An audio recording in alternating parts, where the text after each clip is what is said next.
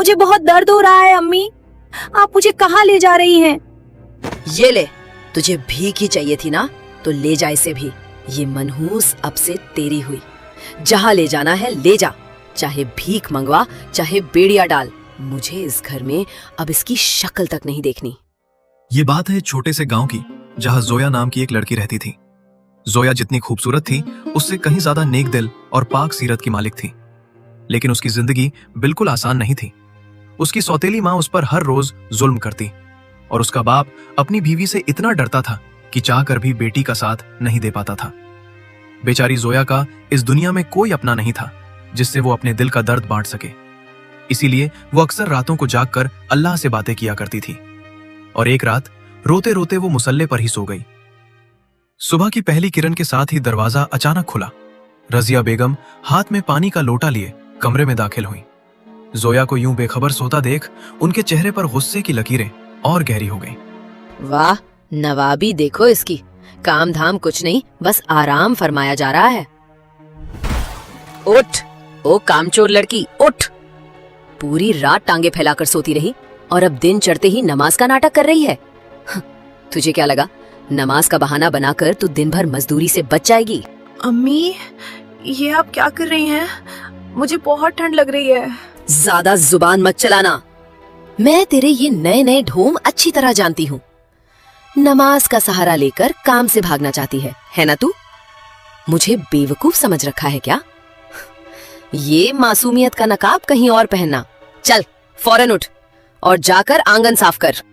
रजिया बेगम जोया से इतनी नफरत करती थीं कि छोटी छोटी बातों पर भी उसे काट खाने को दौड़ पड़ती। अपनी सगी माँ के इंतकाल के बाद जोया की जिंदगी जैसे एक लंबा अजाब बन चुकी थी।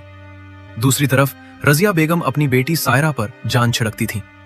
उसे इतना प्यार और लाड़ मिला था कि वो खुद को किसी शहजादी से कम नहीं समझती थी। सायरा की चीख सुनते ही रजिया बेगम घबराकर भागती हुई कमरे में गईं। अम्मी, अम्मी, ये क्या हो गया?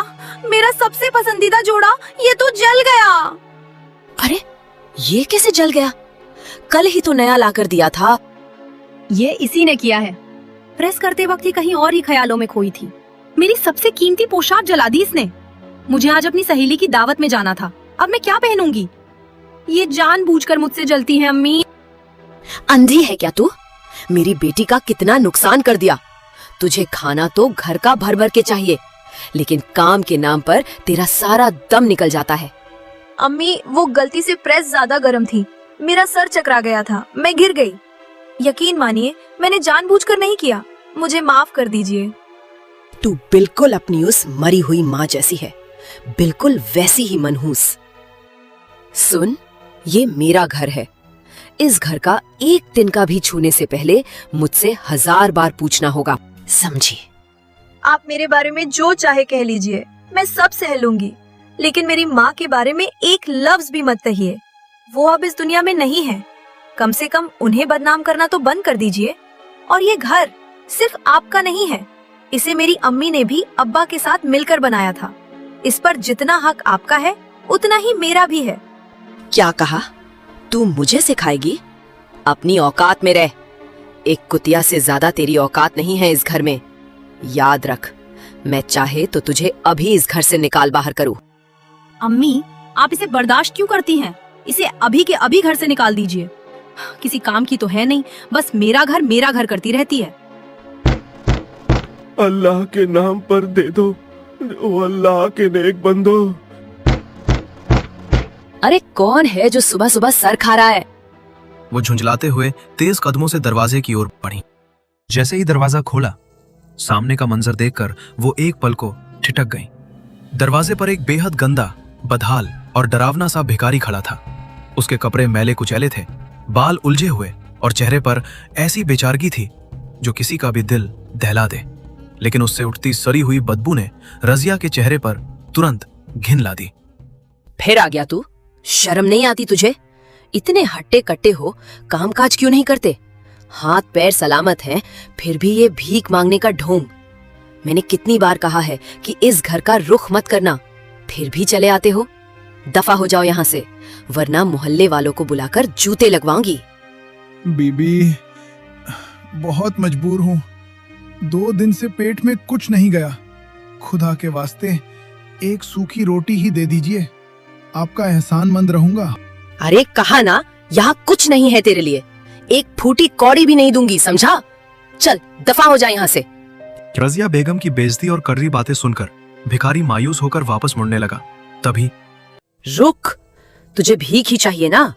ठहर। रजिया बेगम तिरछी मुस्कान के साथ उसे ऊपर से नीचे तक देखने लगी, जैसे कोई नया खेल सूझ गया हो। रजिया बेगम झटके से मुनी, तेज कदमों से अंदर गईं और जोया का हाथ कसकर पकड़ लिया। चल मेरे साथ। अम्मी, आप क्या कर रही हैं? छोड़िए मुझे, छोड़िए, मुझे बहुत दर्द हो रहा है। अम्मी, आप मुझे कहाँ ले जा रही हैं? ये ले, तुझे भीख ही चाहिए थी ना? ये रही तेरी भीख, ले से और दफा हो जा मेरी नजरों के सामने से। दोबारा इस गली में अपनी ये बदसूरत शक्ल मत दिखाना, वरना जान से मार दूंगी। अम्मी, खुदा के लिए मेरे साथ ऐसा मत कीजिए। मैं एक इंसान हूँ, कोई चीज नहीं। मुझ पर रहम कीजिए, मुझे इस घर से मत निकालिए। मैं इस दुनिया में अकेली कहाँ जाऊंगी? अम्मी, मैं मर जाऊंगी। हाँ, जा, कहीं जाकर मर जा, लेकिन मेरा और मेरी बेटी का पीछा छोड़ दे। इतना कहकर रजिया बेगम ने अगले ही पल दरवाजा उसके मुंह पर जोरदार धमाके के साथ बंद कर दिया। अम्मी, दरवाजा खोल दीजिए, मैं कहाँ जाऊंगी? भिखारी अब तक खामोशी से यह सारा मंजर देख रहा था। उसकी आंखों में एक अजीब सी गहराई थी, जैसे वो जोया का दर्द समझ रहा हो। जोया को यूं दरवाजे पर रोता देख वो धीरे धीरे उसके करीब बढ़ा। दूर रहो, मुझसे दूर रहो, मुझे छूने की कोशिश भी मत करना। सब तुम्हारी वजह से हुआ है। तुम यहाँ ना आते तो शायद आज भी मैं उस घर में होती। सब कुछ बर्बाद हो गया, सब कुछ। अब क्या देख रहे हो? मेरा तमाशा देखकर तुम्हें सुकून नहीं मिला?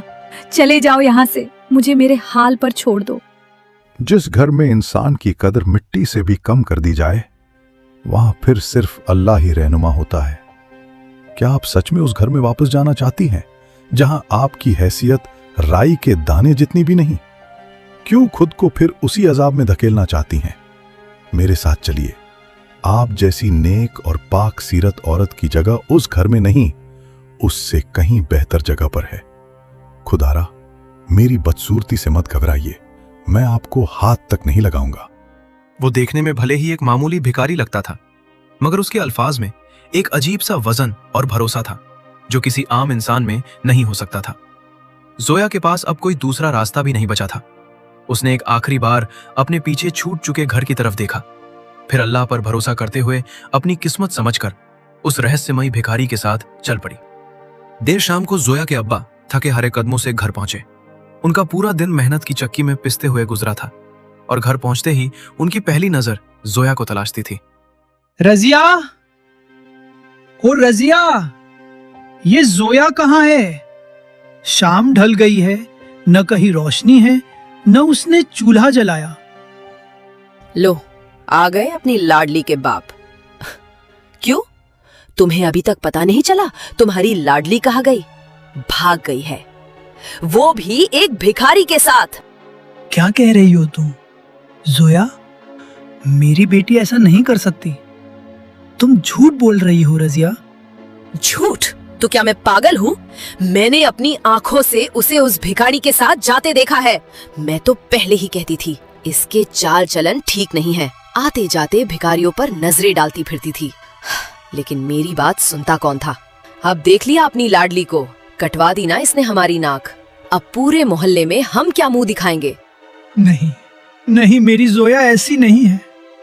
वो तो अब ये सब बातें छोड़ो, जो चली गई सो चली गई। कल हमारी बेटी सायरा को देखने लड़के वाले आ रहे हैं। अब अपनी उस निकम्मी औलाद को भूल जाओ और सारा ध्यान सायरा की तैयारियों पर लगाओ। आज के बाद इस घर में उसका कोई जिक्र नहीं होगा। ये सुनते ही एक बाप की दुनिया जैसे उजड़ गई। उनका सीना धौंकनी की तरह चलने लगा। जोया की मासूमियत, उसके साथ हुआ अन्याय और अब ये बदनामी, उनका दिल यह सदमा बर्दाश्त ना कर सका। वे लड़खड़ाए और धड़ाम से जमीन पर गिर पड़े। दूसरी तरफ जोया उस फकीर के पीछे पीछे खामोशी से चलती जा रही थी। उसके दिल में डर भी था और अनगिनत सवाल भी, मगर अब लौटने के लिए उसके पास कुछ बचा नहीं था।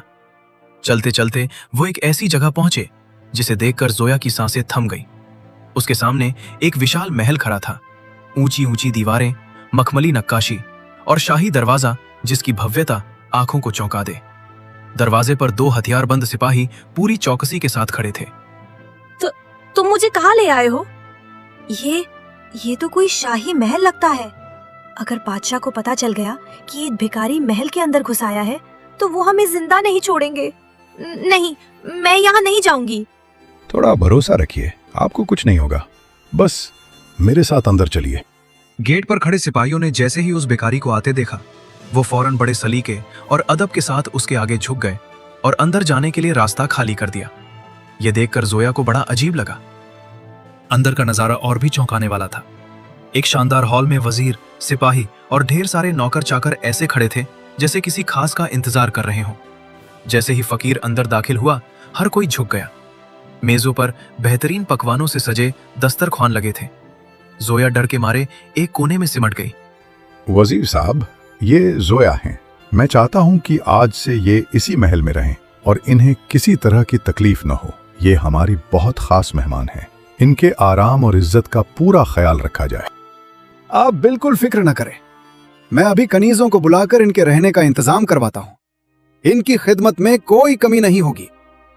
तो जोया जी, आप इसे अपना ही घर समझिए और बिल्कुल भी घबराइए मत। यहां आपको किसी चीज की कोई कमी नहीं होगी। ये लोग आपका पूरा ख्याल रखेंगे। अब मुझे इजाजत दीजिए, मुझे अपना भीख लेने जाना होगा। इतना कहकर वो फकीर एक बार फिर भीख मांगने के लिए निकल गया। जोया वहीं खड़ी रह गई। उसके मन में हजारों सवाल घूम रहे थे।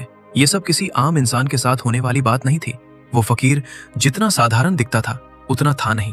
उसके अंदर कई गहरे राज छुपे थे। आखिर एक भिखारी को शाही महल में इतनी इज्जत क्यों दी जा रही थी? क्यों बड़े बड़े लोग उसके सामने सिर झुका रहे थे?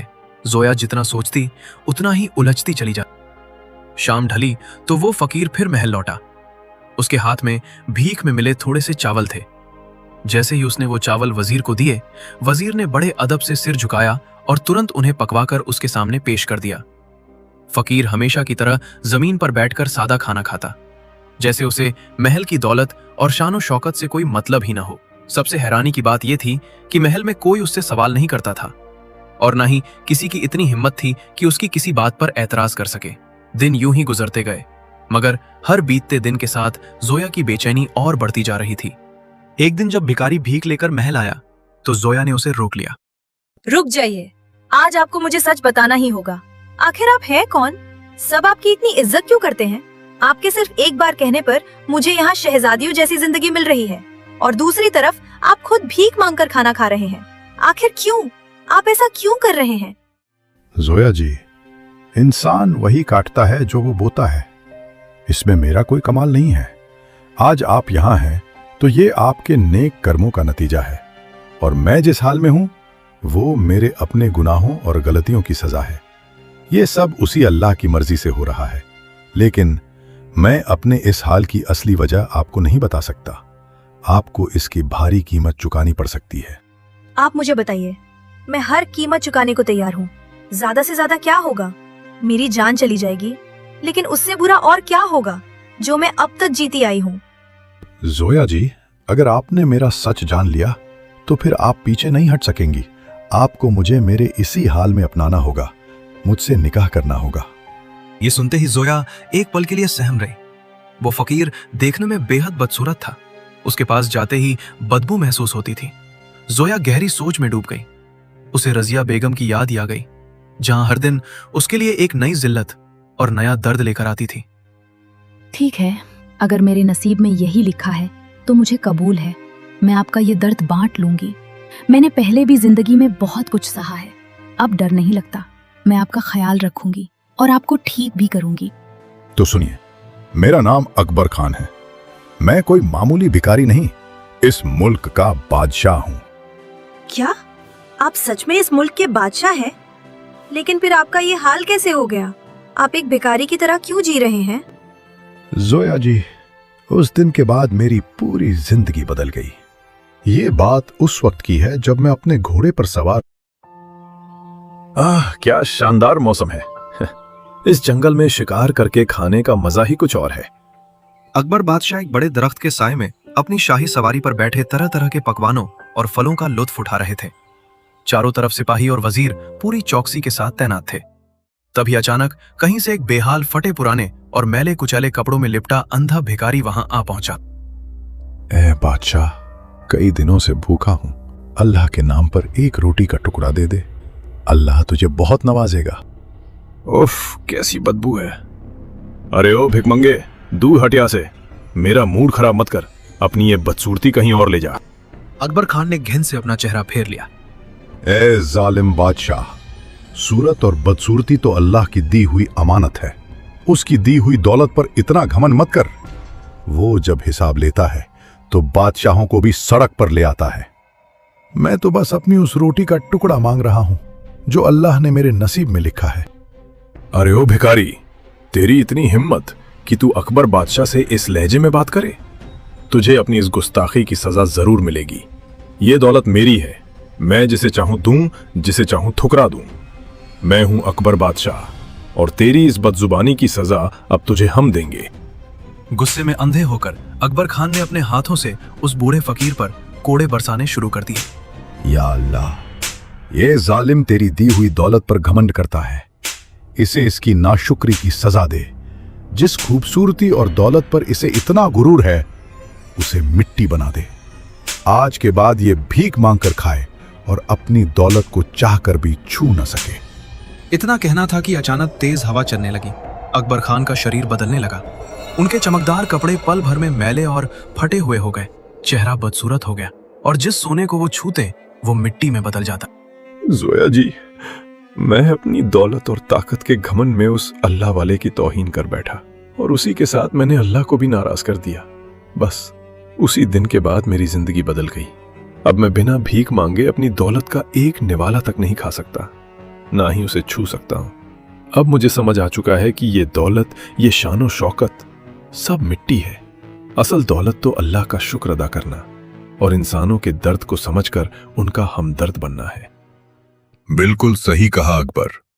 अचानक वहां एक भारी आवाज सुनाई दी। अकबर खान और जोया ने चौंक कर पीछे मुड़कर देखा। उनके सामने सफेद पोशाक में लिपटे नूरानी चेहरे वाले एक बुजुर्ग बाबा खड़े थे। उनके चेहरे से अजीब सा सुकून और रौब झलक रहा था। इंसान की असली पहचान उसकी दौलत या सूरत से नहीं, बल्कि उसके दिल और किरदार से होती है। शायद अल्लाह ने तुम्हें यह दर्द इसलिए दिया ताकि तुम दूसरों का दर्द समझ सको।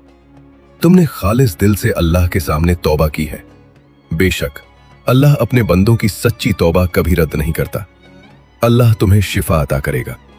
इतना कहना था कि अचानक भिखारी के जिस्म से एक रूहानी रोशनी फूट पड़ी। देखते ही देखते उस भिखारी का बदला हुआ चेहरा फिर से पहले जैसा होने लगा। उसके मैले कुचैले कपड़े गायब हो गए और उनकी जगह शाही लिबास ने ले ली।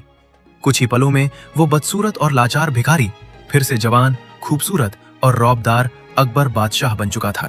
जब अकबर बादशाह ने अपनी आंखें खोली तो वो नूरानी चेहरे वाले बाबा वहां से गायब हो चुके थे। खुद को फिर से पहले जैसा देखकर बादशाह बहुत खुश हुए और फिर अल्लाह का शुक्र अदा किया। जोया भी ये करिश्मा देखकर बेहद खुश हुई। कुछ ही पलों में पूरे महल में ये खबर फैल गई। अपने बादशाह को वापस पाकर हर कोई खुशी से झूम उठा। फिर पूरे शाही रीति रिवाज के साथ अकबर बादशाह और जोया का निकाह हुआ। जोया अब इस मुल्क की रानी बन चुकी थी और उसकी जिंदगी पूरी तरह बदल गई। दूसरी तरफ रजिया बेगम के घर में जैसे कयामत टूट पड़ी थी। सायरा की शादी एक बेहद खूबसूरत और अमीर दिखने वाले आदमी से हुई, लेकिन शादी के कुछ ही दिनों बाद उसका असली चेहरा सामने आ गया। वो इंसान नहीं, दरिंदा निकला। उसने सायरा पर जुल्म करना शुरू कर दिया। धोखे से घर के सारे कागज अपने नाम करवा लिए और फिर उसे तलाक देकर घर से निकाल दिया। जब सायरा रोती बिलखती वापस घर पहुंची तो वहां के हालात देखकर रजिया बेगम के पैरों तले जमीन खिसक गई। जोया के अब्बा, जो पहले ही बेटी के जाने के गम में टूट चुके थे, ये दूसरा सदमा बर्दाश्त न कर सके। उसी रात वो अल्लाह को प्यारे हो गए। घर बिक चुका था, जमीन छिन चुकी थी और रजिया बेगम अपनी बेटी सायरा के साथ सड़क पर आ गईं। कुछ महीने बीत गए। एक दिन बादशाह अकबर अपनी मलिका जोया के साथ शाही सवारी में शहर के दौरे पर निकले। जैसे ही उनकी शाही बग्घी बाजार से गुजरी, जोया की नजर सड़क किनारे बैठी दो फटेहाल औरतों पर पड़ी जो लोगों से खाने के लिए गिड़गिड़ा रही थीं। जोया ने बग्घी रुकवाई और बाहर निकली। उसने देखा ये रजिया बेगम और सायरा थीं। उनके कपड़े तार तार थे और चेहरे पर जिल्लत की धूल थी। जोया, क्या ये तुम हो? हाँ खाला, ये मैं हूँ। मुझे माफ कर दे बेटा, मैंने तेरे साथ जो किया ये उसी का फल है। मैं कितनी बड़ी जालिम थी। मैंने अपनी ही बेटी के हाथ से अपने घर को बर्बाद होते देखा। मुझे माफ कर दे। रजिया, ऊपर वाला बड़ा इंसाफ पसंद है। जो तुमने बोया था वही काटा है, मगर रानी जोया का दिल बहुत बड़ा है। जोया ने उन्हें महल में जगह तो नहीं दी, क्योंकि वे अभी भी अपने किए पर पछतावा सीख रही थीं। लेकिन उसने अपने शाही खजाने से उनके रहने और खाने पीने का इंतजाम करवा दिया, ताकि वे भीख मांगने पर मजबूर न रहें।